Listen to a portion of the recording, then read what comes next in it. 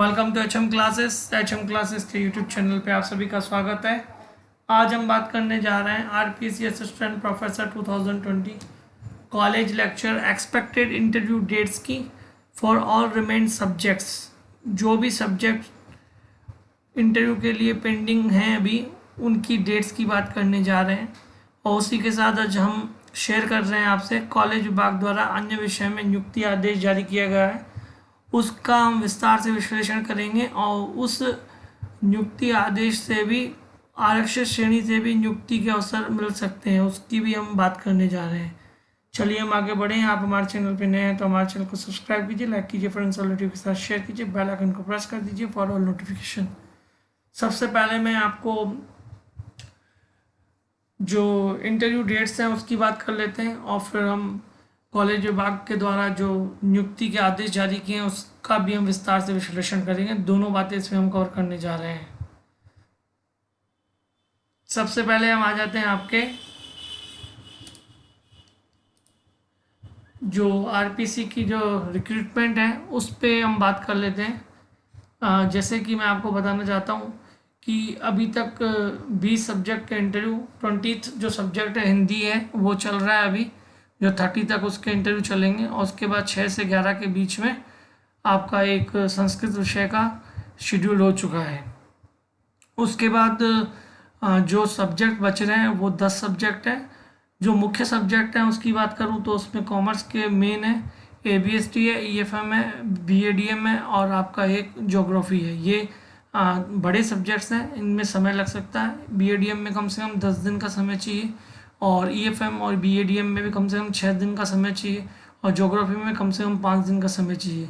उसके अलावा अगर हम बात करें सब्जेक्ट की तो वो काफ़ी मतलब कम सीटों के लिए ही है। जैसे कि इसमें आपको दिखा दूँ मैं, एक जूलॉजी है जिसमें 30 सीट के लिए होने वाला है। और उसके अलावा अगर हम बात करें इसमें जैसे ABST होगा, बिजनेस एडमिनिस्ट्रेशन होगा, EFM हो गया और उसके अलावा जूलॉजी 8 सब्जेक्ट के लिए, लॉ का भी 8 सीट के लिए है, लॉ में भी 8 सीट के लिए है। उसके अलावा छोटे छोटे सब्जेक्ट्स हैं, ज़्यादा बड़े नहीं हैं इसमें। और सोशलॉजी का तो हो चुका है। और ऐसे कुल मिला के ऐसे सब्जेक्ट्स हैं एक जिनके बहुत ही कम समय में, मतलब जो भी कुल मिला के 10 सब्जेक्ट्स में से 6-7 सब्जेक्ट ऐसे हैं जिनके इंटरव्यू शेड्यूल होते हैं कंटिन्यू, तो विद इन 7 डेज में कंप्लीट हो सकते हैं। 6 अक्टूबर तक तो आपको पता है कि शेड्यूल हो चुका है। उसके बाद दिवाली की वेकेशंस भी है जो लास्ट अक्टूबर में है, तो आरपीसी के पास समय केवल 8 से 7-8 दिन के बीच में रिमाइंड है। अगर आरपीसी चाहेगी तो हमें नहीं लग रहा कि एक बड़ा सब्जेक्ट अक्टूबर में वो ले सकती है इंटरव्यू के लिए। वो उनका फोकस यही होगा कि जो 6-7 सब्जेक्ट छोटे छोटे से हैं जिनमें कैंडिडेट कम हैं और जिनके कैंडिडेट भी कितने हैं, मतलब आपको बताएंगे तो 30, 40, 50 इतने ही कैंडिडेट हैं उन सब्जेक्ट्स में इंटरव्यू के लिए। एक दिन में 2 भी हो सकते हैं इंटरव्यूज़ में और 2 दिन में 4 इंटरव्यू आराम से हो सकते हैं। उनमें 7 दिन में आपके 6-7 इंटरव्यू हो सकते हैं। मेन सब्जेक्ट जो बच रहे हैं ज्योग्राफी का, बिजनेस एडमिनिस्ट्रेशन का और आपके EFM का और ABST का। डेफिनेटली सबसे पहले जो इंटरव्यू हो सकता है कॉमर्स में से वो EFM का होने वाला है। तो EFM का ये भी हो सकता है कि अक्टूबर में हो सकता है और मोस्ट प्रेफरेबली चांसेस तो यही हैं इसके कि नवंबर में ही फर्स्ट वीक में हमें EFM का देखने को मिल सकता है। उसके बाद हमें ABST का भी देखने को मिल सकता है और उसके बाद छोटे सब्जेक्ट कवर करें हम तो नवंबर तक कंप्लीट हो सकते हैं ये इंटरव्यू। और बिजनेस एडमिनिस्ट्रेशन की बात करें तो 10-11 दिन का समय लग सकता है इसमें।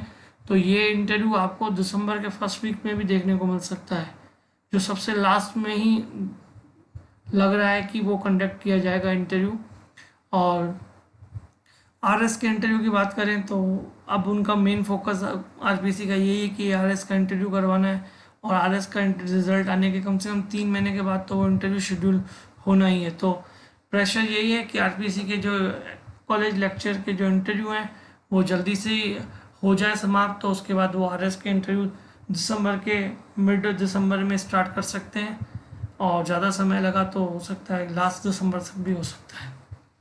अगर हम इसके बाद अगर बात कर लेते हैं आपके नियुक्ति आदेश की, तो मैं आपको बता दूं एक नियुक्ति आदेश आया हुआ है 22 सितंबर का। ये गणित विषय में नियुक्ति दी गई है।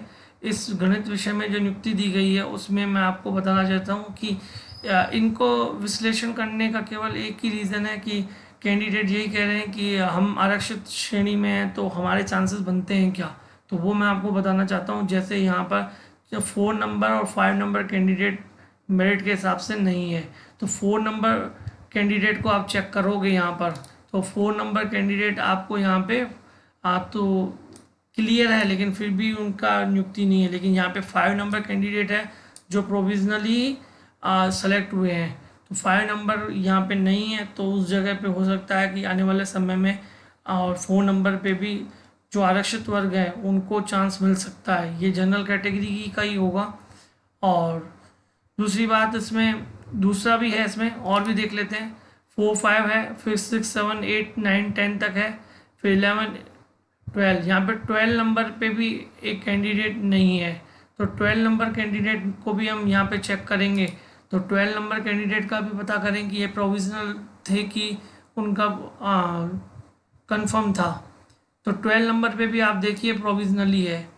यहाँ 5 नंबर है, 12 नंबर है, दो तो आपके प्रोविजनली थे जो सेलेक्ट हुए थे। उसके अलावा अगर हम इसमें बात करें, इसमें 12 नंबर 3 तो आपके हो चुके हैं जो प्रोविजनल है ना। 4 17 18 17 18 19 20 21 22 23 24, यहाँ पे 24 भी मिसिंग है, और 24 और आपके बाद 27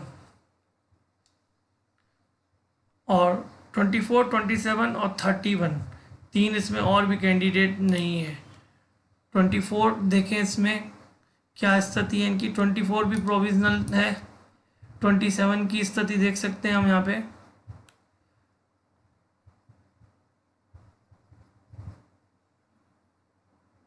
ट्वेंटी 26 क्लियर है।